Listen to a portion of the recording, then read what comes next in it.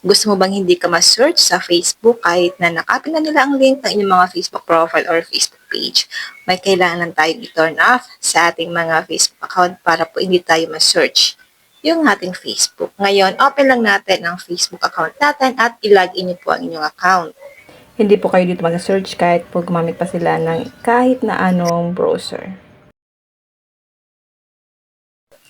Tap 3 lines, tap settings icon.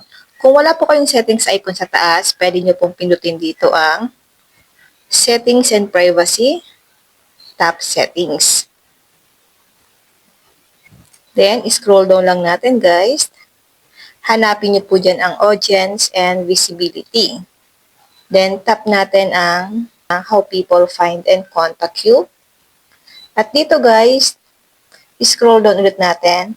May nakalagay dito na do you want search engines outside of Facebook to link to your profile. So, kailangan pa natin siya guys i-turn off. I-turn off lang natin ito guys para hindi po ma-search ang ating mga Facebook account kahit po nakapin na nila ang link ng ating mga Facebook profile or Facebook page. Kung gusto niyo pong hindi kayo nasa-search ang inyong mga Facebook, i-turn off niyo lang po yan guys. Yun lang guys, sana po may natutunan kayo sa aking video. Huwag niyo lang po kalimutan na i-follow ako at share ang ating video para malaman din po ng iba kung paano hindi ma-search ang ating mga Facebook account gamit ang any browser. And now, thank you for watching. God bless you all.